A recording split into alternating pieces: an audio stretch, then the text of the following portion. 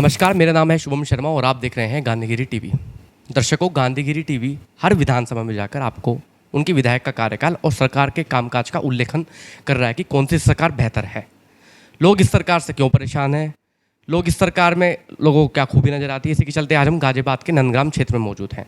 नंदग्राम जो कि सईबाबाद विधानसभा क्षेत्र में आता है और यहाँ से सुनील शर्मा विधायक हैं जो कि बीजेपी के हैं। और आज हमारे साथ स्कूल के मौजूदा इनसे बातचीत करते हो, जानते हैं इनका क्या पॉइंट है और इलेक्शन को लेकर इनकी क्या राय है। जी, सबसे पहले अपना नाम बताइए आप। विजय गौड़ मेरा नाम है, मैं डायरेक्टर जेकेजी स्कूल नंदग्राम गाजियाबाद। जी विजय जी, ये बताइए, जो ये सरकार चल रही है लगभग 4.5 साल इस सरकार को हो गए हैं, आपको इस सरकार को लगता है कि जनता इसके कार्यकाल से खुश है? देखिए, 100% तो किसी के कार्यकाल से भी कोई खुश नहीं रह सकता। कुछ चीज़ें हैं, अगर इसमें ये सरकार सुधार ले आए तो मैं समझता हूँ 100% सही हो जाए। पहली बात तो ये विपक्ष को सुनने की क्षमता रखे। अगर ये सरकार विपक्ष की सुन लेती है, कोई अपनी प्रॉब्लम, कोई दिक्कतें बताता है, तो उसको अगर ये टुकड़े गैंग या देशद्रोही या इस टाइप से ना कहे तो मैं समझता हूँ सरकार में कोई कमी नहीं है। सबसे बड़ी कमी तो यही है कि इनके अगर कोई गलतियाँ बताता है तो उसकी अपनी गलतियों का सुधार ना करते हुए दूसरे रूप में ले जाते हैं, ये तो वो गलत है बस। बाकी जो हमारे विधानसभा के विधायक जी हैं, मैं समझता हूँ उनसे तो शायद ही किसी को शिकायत होगी। सुनील शर्मा जी से कोई नहीं शिकायत होगी, ये सही बात है। वैसे जो सुनील शर्मा विधायक है आपके यहाँ के, उनका कोई बड़ा कार्यकाल है, बड़ा कोई कार्य जो उन्होंने आपकी विधानसभा में कराया हो? जहाँ तक कार्य की बात है, कार्य तो ये पिछले ही चल रहे हैं। अब पिछले 4.5 सालों में इन्होंने क्या किया है क्या नहीं, लेकिन वो अपनी तरफ से प्रयास पूरा करते हैं कि ज़्यादा से ज़्यादा कार्य हम कराएं। मतलब उनकी सज्जनता और उनकी ईमानदारी और उनके साथ चलने की नीयत पर किसी को कोई, मैं नहीं समझता, डाउट होगा विधायक जी के। अगर मैं आपसे बात करूं योगी सरकार के बारे में, उत्तर प्रदेश सरकार के बारे में और मोदी सरकार के बारे में जो केंद्र में है, तो कौन सी सरकार बेहतर कार्य कर रही है? या उत्तर प्रदेश में योगी जी बेहतर कार्य कर रहे हैं, नरेंद्र मोदी सेंटर में बैठकर बेहतर कार्य कर रहे हैं?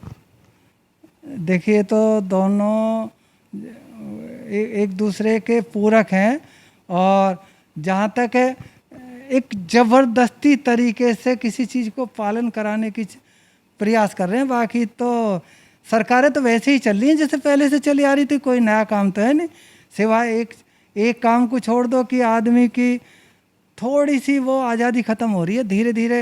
मतलब हम लोगों में एक वैमनस्यता सी आती जा रही है, मैं ये हूँ, मैं वो हूँ, ये चीज़ें कमी आ रही। इनका तो गिरावट आई है।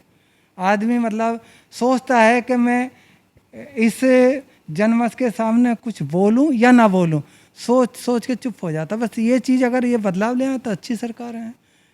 पिछली सरकार जैसे कांग्रेस रही है, तो उनका कार्यकाल आपको बखूबी अच्छा लगता है? नहीं, देखिए, कांग्रेस और बीजेपी में तो मैं जाना ही नहीं चाहता, क्योंकि हम उस लाइन से जुड़े हुए हैं। हमारे लिए पार्टी मायने नहीं रखता, हमारे लिए देश मायने रखता है। जो भी देश के लिए अच्छा कर रहा है हमारे लिए, तो वही पार्टी जो भी आ जाती है वही हमारी पार्टी कहलाती है। हम तो ये चाहते हैं कि जो हमारे पेरेंट्स हैं, जो अभिभावकगण हैं, उनके बीच में ये वैमनस्यता नहीं आनी चाहिए कि मैं हिंदू के स्कूल में बच्चों को पढ़ा रहा हूँ, या मैं सिख के स्कूल में पढ़ा रहा हूँ, या मैं क्रिश्चियन के में पढ़ा रहा हूँ, या मैं किसी के में भी XYZ। वो बच्चे हैं, बच्चों के अंदर हम जो धीरे धीरे आता जा रहा है ना कि मैं ये हूँ, वो चीज़ें बदलाव आना चाहिए। अच्छा, ये कह रहे हैं कि बीजेपी के आने से हिंदू, मुस्लिम, जाट, गुर्जर ये सब बंटवारा हो गया एक तरीके से? ये बिल्कुल श्योर। ये तो वो भी सभी जानते हैं, इसमें कोई बीजेपी या कुछ नहीं। अगर कल को BSP आती है, वो भी अपने एक एजेंडा लेकर के आती है। सपा आती है, वो उसका अपना एजेंडा अलग है। तो यहाँ तो ऐसा एजेंडा होना चाहिए जो सबको साथ लेकर के चल सके। बस यहाँ ये प्रॉब्लम है और कोई प्रॉब्लम नहीं। सरकार ठीक है, सरकार से क्या, सरकार तो जो भी आएगी वही। बस दिक्कत क्या हो रही है कि अब जो रोज़गार और मतलब जो नौजवान आज बेरोजगार है, उनकी उपलब्धियों को मतलब सरकार में सबसे बड़ी दिक्कत क्या आ रही है। अभी मैं आपके मीडिया की तरफ से कहता हूँ, मान लीजिए सिलेंडर हमारा 800 का हो गया, 900 का हो गया, ठीक है, आपके यहाँ भाई दिक्कत है, हो गया, तो आप दे रहे हैं। श्रीलंका का सिलेंडर 1250 का हो गया। आपकी पत्रकारिता पे ही मुझे अब तो हंसी आने लग गई है कि वो तो सरकार नहीं कह रही होगी कि तुम बांग्लादेश का सिलेंडर लाओ या श्रीलंका का लाओ या कहीं का लाओ। अरे तुम्हारा अपना सिलेंडर 800 का ठीक है, प्रॉब्लम है, महंगाई है, आपूर्ति कम है। नंबर 2, मान लीजिए अब ऑक्सीजन है, भाई सबको पता था कम है भाई, वो आप एक दिन में तैयार नहीं कर सकते इतनी बड़ी आबादी में। तो सबसे पहले तो अगर कोई कमज़ोर है उसको एक्सेप्ट करना सीखो, बस यहाँ ये सबसे बड़ी प्रॉब्लम है। अब मान लीजिए कोयला है, नेचुरल चीज़ है, पूरे वर्ल्ड में कमी है, आप कह रहे हो मेरे यहाँ कमी नहीं है, तो दिक्कत है, ये सरकार में दिक्कत है, यहाँ ईमानदारी की कमी है पूरी तरीके से। और इसमें भूमिका इसको सरकार को जो महत्व दे रहे हो वो मीडिया ज़्यादा दे रहा। पत्रकारिता अगर इनसे क्वेश्चन, जैसा आप किसी से कर रहे हो, इनसे ये क्वेश्चन नहीं कर हो पाते, अगर इनसे शायद ये क्वेश्चन हो तो बेचारे कुछ सुधार ला सकते हैं। ये आपका कहने का मतलब ये है कि आज के टाइम में जो लोकतंत्र मीडिया की जो भूमिका रही है, मीडिया को कहीं ना कहीं चौथा स्तंभ कहा जाता था, वो कहीं ना कहीं गिर चुका है। बिल्कुल बिल्कुल बिल्कुल 101% मैं ये कहूँगा कि जो चौथा स्तंभ है, चौथा क्या स्तंभ तो सारे धीरे धीरे गिरावट की तरफ है, उसमें मैं भी शामिल हो सकता हूँ, सभी शामिल हैं, लेकिन इतना नहीं गिरना चाहिए, बस ये। अच्छा विजय जी, जैसे आप एक बहुत बड़ी संस्था चला रहे हैं गाजियाबाद में रहकर, आपसे पता नहीं कितने हजारों बच्चे हर साल पास आउट होते हैं, आपको लगता है कि बेरोजगारी इस सरकार में कुछ ज़्यादा बढ़ गई है? 100%। ये तो उन्हें मालूम है, एक्सेप्ट नहीं कर रहे हैं भाई, सरकार को पता होता लेकिन एक्सेप्ट नहीं कर रहे। बस सबसे बड़ी कमी क्या है कि अगर कोई दिक्कतें हैं सरकार को, भाई ये पता है कि दिक्कत है तो उसको एक्सेप्ट कर लेना चाहिए। मेरे यहाँ दिक्कत है, मान लीजिए मेरे यहाँ RO वाटर में दिक्कत आ गया और मैं प्रॉपर वो नहीं हो, तो मैं कह देता हूँ बच्चों से भाई आज प्रॉब्लम होगी, मैकेनिकल प्रॉब्लम थी, दूर हो जाएगी।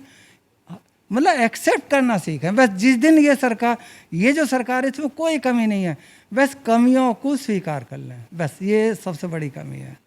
पिछले सरकारों पर न डालें और अपनी योजना तैयार करें।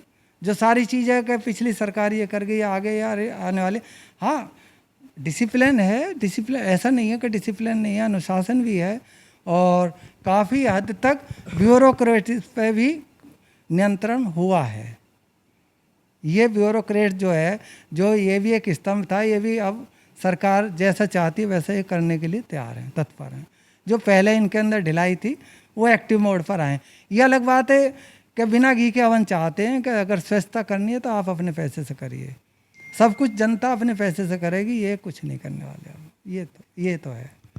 जैसे कि आप गाजियाबाद में लगभग कई सालों से गाजियाबाद में रह रहे हैं, यहाँ के सांसद भी बीजेपी पार्टी के हैं, विधायक भी बीजेपी पार्टी के हैं, आपको गाजियाबाद में सबसे बड़ी समस्या क्या नज़र आती है? सबसे बड़ी समस्या एक तो आपका जो ट्रैफिक कंट्रोल है, ये सबसे मेन प्रॉब्लम ये है। ट्रैफिक अनियंत्रित है। नंबर सेकेंडरी प्रॉब्लम जो जल भराव की है, रोडों की है, वो सबसे बड़ी दिक्कत है। अगर आपसे मैं पूछूं, भारतीय जनता पार्टी में आपकी कोई पसंद का नेता है जो आपको लगता है कि हाँ ये सबसे अच्छा कार्य करता है? देखिए मैं तो फिर वही ले दे करके बात आती है, सुनील शर्मा जैसे MLA ही नहीं, वो विधायक जी मुझे पहले से भी अच्छे लगते और अब भी अच्छे लगते हैं, सुनील शर्मा जी हैं।